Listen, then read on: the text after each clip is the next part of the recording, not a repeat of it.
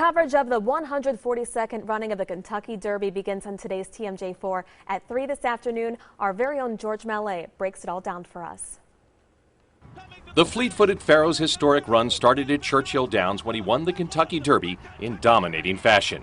1 year later, the most talented 3-year-old colts in America and beyond have been uncoiling their strides during morning workouts at Churchill.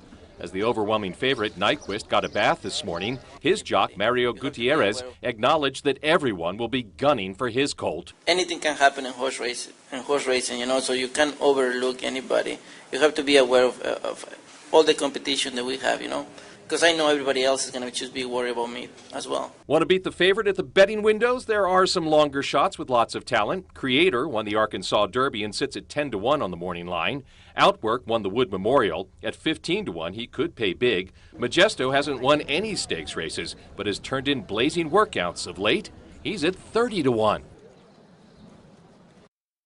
So now that George Mallet gave us the Cliff Notes version of who's good and who's bad and who to look for, now find a good party and which colt should you choose? Paul Lurenz is the off-track betting manager at Potawatomi Hotel and Casino. Thanks so much for waking up with us. Well, thanks for having me. He's the local expert.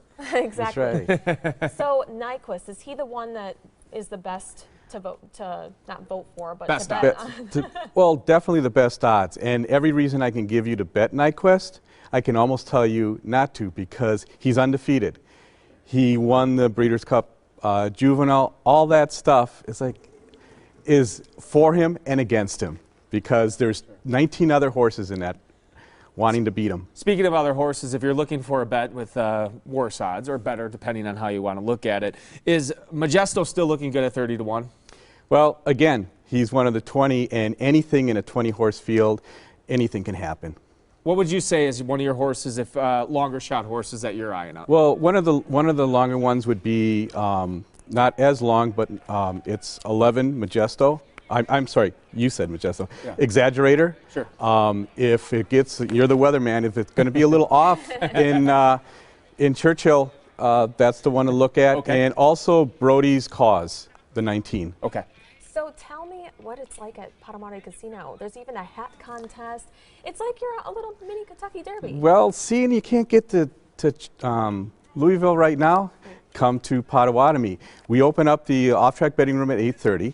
We open up the Northern Lights Theater. We have a screen 20 foot by 20 foot, larger than life, 500 seating. It's great for, I have some wagering terminals in there. And then at 2 o'clock, we're going to open up the Woodland Dreams across the hallway from the off-track betting room, and we're going to have drink specials, mint juleps. We're going to have a hat contest, the top 10 people selected cash prizes, and again, wagering. I'll be in there to, if anybody needs help on how to wager. And we're also at 10 o'clock. We start giving away the mint julep glasses. Sounds great. Fantastic atmosphere. I would say I've been down to the Kentucky Derby, and sometimes I was in the infield. And you don't even see a horse. I got a feeling you might actually see a horse a little bit better if you head over to Potawatomi. One last question. Who are you picking? Who do you like? Well, you can't bet against Nyquist. Yep. But if you are, again, those other two, Exaggerator and Brody's Cause, are the two that I kind of like that might be the upsetter.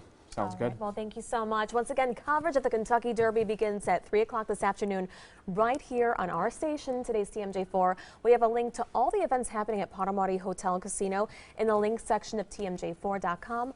Paul Lurenz, thank you so much for waking up with us.